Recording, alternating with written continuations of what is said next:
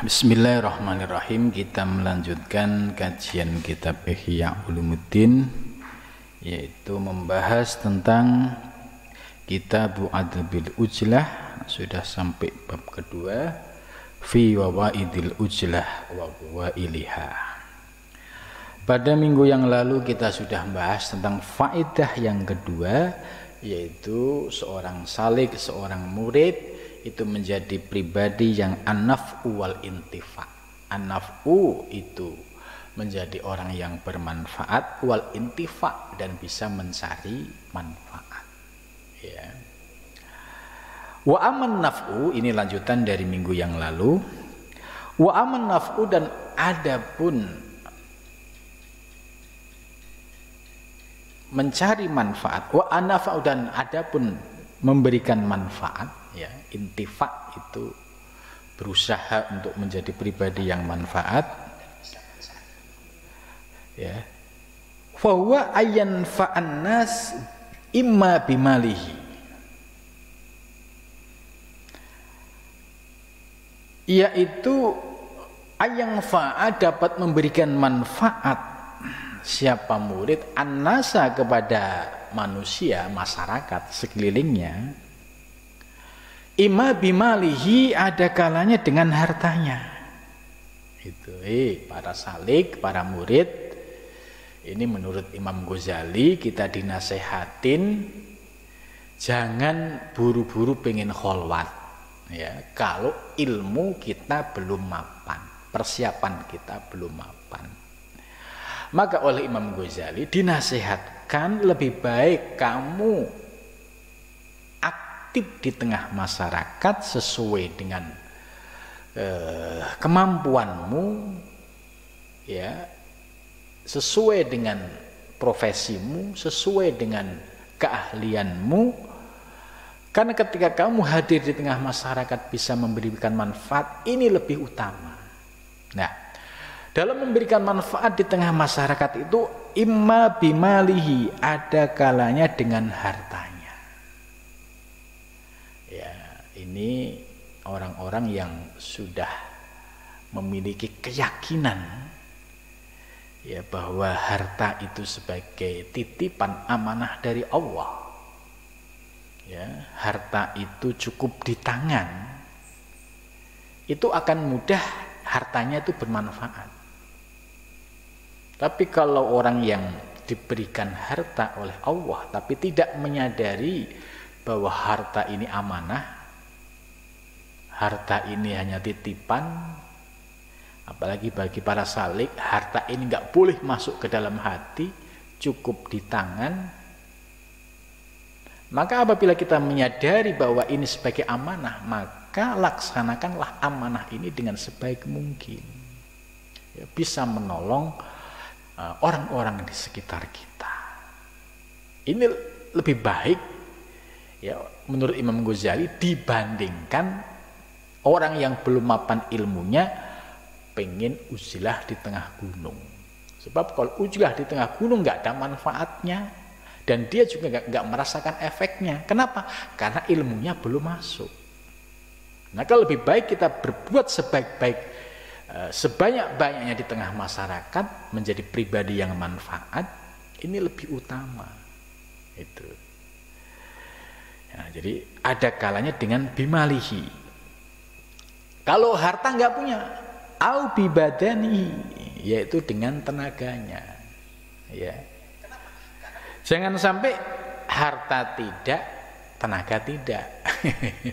Ini ya ad-afun nas, manusia yang paling lemah. Jadi sudah tidak bisa berjuang dengan hartanya, tenaganya pun tidak, pelit gitu. Penuh perhitungan. Saya bantu ini dapat apa gitu. Jadi akhirnya menjadi pribadi yang tidak manfaat. Maka posisi kita di antara dua pilihan ini kira-kira di antara yang mana? Kalau punya harta, ya sudah, kita menjadi pribadi yang bermanfaat, ya, bisa memberikan bantuan, support terhadap saudara kiri, ya, kiri kanan, kemudian orang-orang di sekitar kita. Kalau tidak, ya dengan tenaga, punya ilmu dengan ilmunya, punya tenaga dengan tenaganya. Ini menurut Imam Ghazali lebih baik. Fayakumu bihajatihim ala sabilil hisbah. Ya. Kita dapat melaksanakan, memenuhi hajat mereka sesuai dengan porsi kita. Yang punya rezeki ya bisa menolong dengan rezekinya. Yang tidak bisa membantu rezeki bisa menolong dengan tenaga. Jadi bihasa ala sabilil hisbah, sesuai dengan porsi kita. Jangan memaksakan diri. Udah jelas dia enggak punya rezeki tapi pengen bergaya seolah-olah kayak orang punya rezeki gitu. Ini namanya ya aneh-aneh gitu. Atau punya tenaga tapi perhitungan banget tenaganya. Nah, ini yang harus dilawan, ini rasa malas, rasa perhitungan tadi. Ini harus dilawan. Ya. Padahal dengan tenaga ya bisa berbuat untuk kebaikan. Itu walaupun hanya sekedar ngambil daun, itu bagian dari kebaikan yang kita lakukan dan ini bermanfaat. Itu. Fafin nuhudi biqada'i khawaijil muslimin sawabun. Ya. Fafin nuhudi, dan di dalam kebangkitan, istilahnya bangkit, biqada'i khawaijil muslimin, dengan memenuhi hajatnya orang-orang muslim, sawabun, ada pahalanya. Nah, ini bagi orang yang memiliki rezeki lebih, ya, dia bisa berbuat menolong seseorang ya, dengan hartanya, memenuhi hajatnya, ini ada pahalanya. Jadi dia mendapatkan amanah rezeki, kemudian amanah ini dilaksanakan dan dia mengalir sebuah pahala. Wadzalika la yanalu illa bil mukhalatah. Kondisi yang demikian itu tidak bisa diperoleh kecuali dengan aktif dan hadir di tengah masyarakat. Gitu. Jadi kalau kita mengkaji kitab Ihya ini secara tertib, itu ngerti konstruksi ajaran tasawuf Imam Ghazali yang seutuhnya. Maka kalau membaca ini, tuduhan kelompok-kelompok yang tidak paham ajaran Imam Ghazali kemudian menilai bahwa Imam Ghazali sebagai penyebab kemunduran Islam, itu salah besar. Ya, karena di sini faktanya Imam Ghazali tidak mengajarkan semacam itu. Jadi Imam Ghazali mengajarkan kepada kita supaya menjadi pribadi yang manfaat di tengah masyarakat, baik dengan harta maupun dengan tenaga. Wahya, dan demikian itu mukhalatah afdhalu, lebih utama minal uzlah, daripada uzlah. Jadi mukhalatah, ya, kalau mukhalatah kita terjemahkan dalam bahasa kondisi sekarang itu bisa aktif, ya menjadi pengurus Karang Taruna, bisa menjadi pengurus organisasi pemuda, bisa menjadi RT RW gitu, bisa aktif di organisasi kemasyarakatan yang orientasinya itu membantu dan menolong sesama. Ya, ini memiliki manfaat yang lebih besar dibandingkan sekedar mengejar kesalehan individual dengan cara uzlah.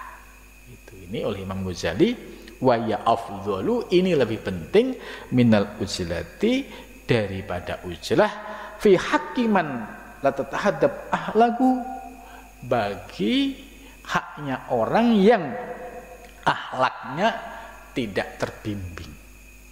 Gitu. Jadi harus memahami betul bagaimana konstruksi ajaran Imam Ghazali ini yang sesungguhnya. Maka kalau seorang guru, ya, ada murid yang meminta pengen uzlah, pasti seorang guru ini akan paham, memberikan arahan yang pas. Tidak terus lantas, iya silahkan uzlah, itu padahal ilmunya belum mapan dan akhirnya ya banyak mandorotnya daripada manfaatnya. Tapi dengan memahami ajaran Imam Ghazali ini, oh iya ternyata mukhalatoh aktif di tengah masyarakat kalau memang benar-benar kita lakukan itu lebih bermanfaat daripada ujlah, dan ini bisa melembutkan hati kita dan juga bisa mendidik akhlak kita menjadi pribadi yang memiliki kelembutan ya di dalam bermasyarakat, ya apalagi dalam berorganisasi ya. Organisasi itu kumpulan banyak orang. Nah, kalau kita memiliki dasar kepribadian yang baik kemudian dibawa ke organisasi, itu akan memberikan efek positif yang baik. Nah, kita bisa merangkul, bisa menyatukan.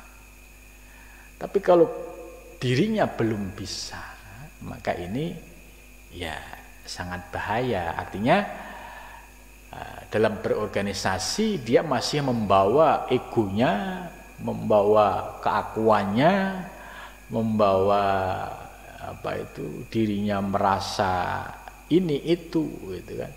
Akhirnya nggak bisa kerjasama dengan pihak lain karena merasa saya hebat, merasa saya hebat. Itulah dalam proses berorganisasi ini kita bisa banyak belajar. Nggak bisa kita kokoh dengan ego kita, padahal belum tentu menurut orang lain itu kita benar. Nah, maka dalam bermukhalatoh ini ada manfaatnya, yaitu menggugurkan keakuan, keegoan kita. Oh, ternyata dalam berorganisasi di tengah perkumpulan banyak orang ini kita harus bisa luwes, kita harus bisa menunjukkan akhlakul karimah, kita harus bisa bekerja sama, karena ini sebuah sistem yang bisa bagus kalau semua bersinergi.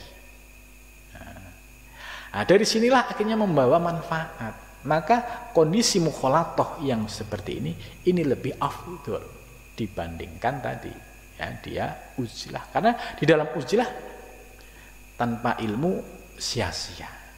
Begitu juga ketika kita mukhalatoh sudah memiliki basic nilai-nilai dasar ya dari ilmu tasawuf, kemudian kita praktekkan dalam berorganisasi, nah, tentu ini akan bisa menjadi energi positif ya di dalam mengemban amanah. Oh, akhirnya bisa menunjukkan hasil kerja yang lebih baik. Tapi kalau dalam berorganisasi tadi masih keakuannya tinggi, kerjasama dengan orang lain nggak bisa, kemudian dikasih amanah nggak dijalanin, mengabaikan tugas, ya ini akan ketinggalan kereta. Pasti ya dalam sebuah komunitas akan tertinggal ya. Ini yang harus dipahami, bahwa mukhalatoh oleh Imam Ghazali ini artinya luas dan memiliki dimensi melatih kita menjadi pribadi yang fleksibel di tengah masyarakat, bisa diterima oleh khalayak banyak. Karena apa? Kita bisa mengamalkan ajaran-ajaran tasawuf dalam konteks hubungan dengan masyarakat, dan ini lebih utama. Walam tat'un li hududi syar'i syahwatuhu, dan juga ya mereka tidak taat ya, terhadap aturan-aturan syariat ya syahwatahu, pada syahwatnya. Walihada, dan karena itu intadzaba khodamus sufiyah firribatot ya. Walihada, karena itu intadzaba ya bertugas khodamus sufiyah, pelayan para sufi, firribatot, ribatot itu jamaknya ribat ya. Di beberapa ribat itu kalau bahasa kita ya pesantren-pesantren atau tempat kholwat itu, atau tempat-tempat yang menjadi kholwatnya atau tempat mengkaji tasawuf, ya, itu namanya ribat. Fayukhalituna nas bihidmatihim, dia bisa berkhidmah kepada orang banyak, bisa bergaul dengan orang banyak, bihidmatihim, dengan melakukan khidmah, yaitu sebagai pengabdian. Nah, ini salah satu manfaat menjadi khudamus sufiyah, pelayan para sufi. Karena yang dilayani uti orang banyak dengan berbagai macam karakter, itu dia akan semakin dewasa dan semakin bijak. Itu menghadapi ini, menghadapi ini, menghadapi ini. Gitu. Nah ini oleh Imam Ghazali, fayukhalitun nas bi khidmatihim wa ahlas suki lisu'al minhum. Ya. Dan juga dia kepada orang-orang yang biasa di pasar, ya, itu dengan memberi, tujuannya adalah kasron liru'unatin nafsi, ya, tujuannya adalah untuk menundukkan hawa nafsu, wastimdadan min barokati du'ai sufiyah, dan berharap mendapatkan berkah dari doanya para sufi al-munsorifinya bihimamihim ila wasbana, yaitu para sufi yang fokusnya benar-benar menuju Allah Subhanahu wa ta'ala. Jadi Imam Ghazali menambahkan nih, ini untuk bagi para murid, ya, berkhidmah dengan seorang guru, ya, itu ada keistimewaan dan juga akan membuka pintu barokah. Ini khidmah, dan Imam Ghazali ini, ya, sudah mengajarkan bahwa para murid kalau pengen cepat benar mendapatkan bimbingan ilmu, ya, berkhidmahlah dengan para sufi supaya mendapatkan barokah doanya. Ini yang namanya khidmah, ya khidmah itu ya menunjukkan pengabdian yang lahir batin, yang sesungguhnya. Kalau pengabdiannya secara lahir batin, ya, dengan kesungguhan, sampai sang guru itu terpesona dengan pengabdiannya yang secara ikhlas, itulah yang akan menjadi barokah kepada murid. Gitu. Ya. Walaupun di dunia modern, ya, tetap terbuka pintu khidmah ini bagi para murid untuk menjadi pintu keberkahan ilmunya. Gitu. Jadi agak langka memang, ya, di zaman modern ini orang yang bisa berkhidmah secara totalitas, ya, dia tidak pernah berpikir untuk dirinya, tapi memang hanya ingin khidmah secara totalitas.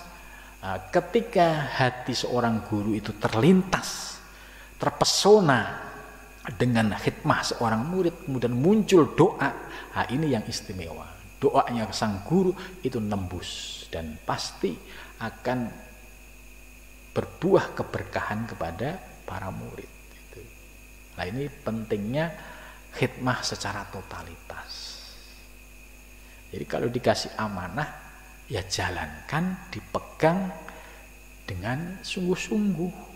Jangan diabaikan, jangan dianggap remeh, jangan dianggap nggak penting. Ini bahaya kalau sudah muncul lintasan ini, bisa menyebabkan sulit untuk mencapai keberkahan dari seorang guru itu. Kemudian selanjutnya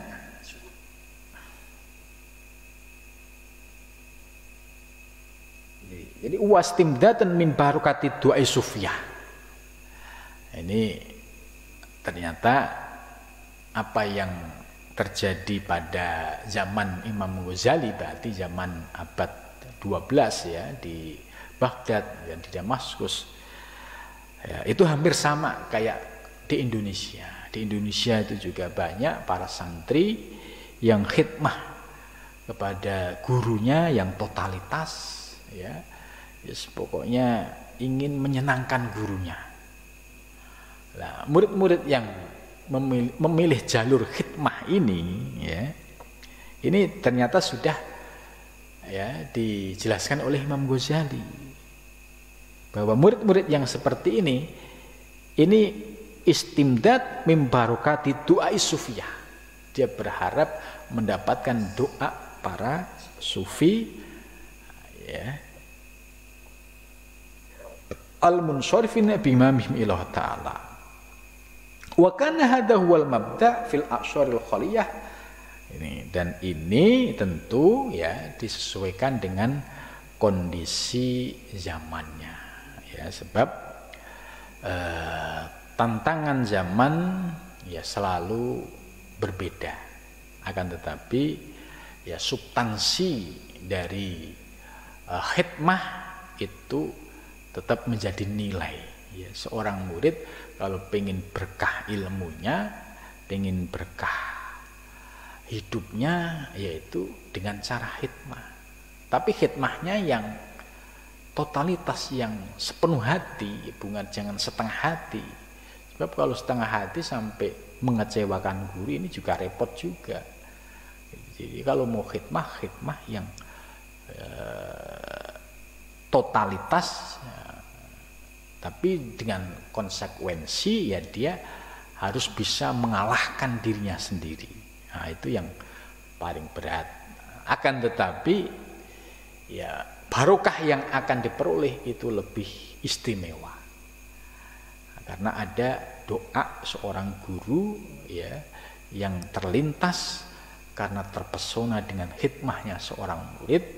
Nah, itulah menjadi kunci keberkahan ilmu seorang murid dan keberkahan hidup seorang murid. Nah, mudah-mudahan kita termasuk orang yang diberikan ilmu dan juga diberikan kemampuan untuk mengamalkan ya, sehingga dengan ilmu dan amal dibarengi dengan khidmah akan menyempurnakan perjalanan kita dalam menuju Allah Subhanahu wa taala. Kemudian selanjutnya Imam Ghazali menjelaskan ya, kondisi yang sebagaimana dijelaskan Imam Ghazali di awal tadi, khidmah dengan para guru sufi itu lebih istimewa ya, itu konteks Baghdad dan konteks Indonesia itu pasti ada titik temu dan kesamaannya. Nah, menurut Imam Ghazali bahwa ada perubahan kondisi, situasi. Itu wal anqad khalatul aghratul fasidah. Zaman sekarang itu sudah tercampur dengan tujuan-tujuan yang fasidah, yang rusak. Wa ma lin dalika anil qanun kama malat wa mala dzalika anil qanun kama malat syairus syairuddin fasoro yatlubu minat tawadhu bil khidmah at-taksir bil istidba. Nah, ini kritik Imam Ghazali terhadap orang-orang yang salah niat gitu di balik khidmah. Nah, ini Imam Ghazali memberikan kritik ya, yaitu bagi orang-orang yang khidmah yang tidak didasari dengan keikhlasan, itu ada tujuan-tujuan yang destruktif, tujuan yang merusak. Seperti fasara yatlubu minat tawadhu bil khidmah, tujuan dia dengan cara tawadhu khidmah, ternyata di balik itu ada tujuan at-taksir bil istidba, itu yaitu tujuan untuk mencari supporter, untuk mencari follower gitu. Dengan memposisikan dirinya sebagai seorang yang khidmah. Tapi di balik itu ada tujuan yang fasidah, yang rusak. Apa itu? At-taksir bil istidba, yaitu pengen dapat pujian orang banyak, pengen dilulukan, pengen dinilai, pengen dapat pengikut orang banyak. Ini termasuk al-akhurat al-fasidah. Jadi artinya kalau mau khidmah ya khidmah aja lillahi ta'ala, nggak mikirin macam-macam kayak gitu.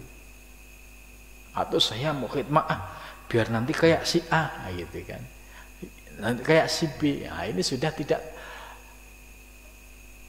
tulus lagi gitu. Jadi khidmah yang tulus ini yang istimewa. Wa taduru ila jam'il mal, dan tujuan lain orientasinya adalah untuk mencari, mengumpulkan harta. Wal istidhar bikal suratul istighbar, dan ingin nampak show of post ya dengan pengikutnya. Fa in kanat niyatihil ujlah, jika ada niat yang demikian, fal ujlah khairun gitu, maka ujlah lebih utama. Nah, ini yang harus dipahami betul ya. Tadi Imam Ghazali sudah menjelaskan mukhalatah aktif di tengah masyarakat itu banyak sekali manfaatnya ya, tapi dengan catatan tadi ya, niatnya harus tulus, ikhlas sampai soal khidmah. Tapi kalau situasinya sudah berubah ya, sulit untuk bisa khidmah secara tulus karena sudah terbawa oleh situasi lingkungannya, bahwa orang di sini orientasinya itu sudah orientasi duniawi semua, nggak ada khidmah yang tulus, itu sudah nggak ada. Maka kondisi yang demikian lebih baik ujlah khairun, menyendiri itu lebih baik. Sebab ini sudah situasi lingkungan yang fasidah, yang rusak batiniahnya. Kenapa rusak? Ya karena semua orientasinya pragmatis. Berbuat ini pengennya ini, berbuat ini pengen ini. Tidak khidmah yang didasari lillahi ta'ala. Ini yang abot yang semacam ini. Nah, kalau kondisinya sudah seperti itu, ini yang oleh Imam Ghazali disarankan. Kalau kondisi sosialnya sudah seperti itu, ya ujlah lebih baik, karena bisa menenteramkan, mengheningkan diri untuk mencari kejernihan batin. Walau ilal kubri, ini Imam Ghazali sampai menyampaikan fal uzlah khairun min dzalika walau ilal kubri, dan uzlah menyendiri itu lebih baik sekalipun ya di kuburan. Maksudnya kuburan itu sebagai tempat yang sepi, dengan dia menyendiri itu ada proses perenungan. Ada proses perenungan yang akhirnya dalam perenungan itu menemukan makna-makna yang dia cari. Itu. Apalagi kalau makbaruhnya para aulia ya, itu tentu ada efek positifnya ya. Itu. Tapi bukan berarti di situ kemudian salah niat lagi, ya. Itu. Karena ini yang dilihat oleh Imam Ghazali, bagaimana seorang murid itu dalam kondisi hatinya jernih, bersih, ya, ikhlas, tidak ada tarikan-tarikan dari hawa nafsu. Wa in kanat niat riyadhatun nafsi fa yakharun minal izlah. Kalau niatnya untuk melatih jiwa ya dalam khalwah, itu lebih baik. Fa in kanat niat riyadhatun nafsi khairun minal izlah fi haqqil muhtaj ila riyadhah. ya bagi orang-orang yang membutuhkan untuk melakukan sebuah proses riyadhah. Wa dzalika mimma yahtaju ilaihi fi bidayatil iradah, dan demikian itu ya dibutuhkan kepadanya ya sesuai dengan permulaan iradah kehendak. Fa ba'da husul irtiyad yang bagi ayyafhama anna dalah la yatlubu min riyadatiha an riyadatiha. Jadi proses riyadhah mujahadah ya bagi seorang salik yang ingin menjernihkan batin melalui dengan cara ujilah, itu harus melihat kondisi dan situasinya. Jadi oleh Imam Ghazali perlu perenungan dan perlu sikap yang bijak, ya, tidak ikut-ikutan, tidak lantas tiba-tiba ngaji belum tuntas pengen kholwat misalkan, karena apa, pengen buru-buru cepat ma'rifah. Ini juga nggak benar juga itu, karena oleh Imam Ghazali ya sudah diajarkan penjelasan secara detail bagaimana sikap seorang murid ketika sudah belajar ilmu tasawuf, apakah uzlah dan mukhalatoh itu lebih baik mana. Tentu dikembalikan kepada masing-masing. Jadi yang lebih tahu pertimbangannya ya diri kita. Kalau sekiranya uzlah itu manfaat, itu lakukan. Tapi kalau uzlah ini madharat, ya jangan. Sebaliknya, kalau mukhalatoh aktif di tengah masyarakat ini bisa manfaat, ya lakukan. Tapi kalau mukhalatoh di tengah masyarakat ini ternyata banyak dampak negatifnya, ya lebih baik dihindari. Karena dengan cara menghindari bahaya ya akan dapat menyelamatkan kita, terutama ini yang diperhatikan oleh Imam Ghazali adalah menyelamatkan batiniah kita. Ya, Imam Ghazali ya tidak suka melihat orang yang kelihatan secara lahir itu tampak soleh, tapi batiniahnya itu banyak penyakitnya.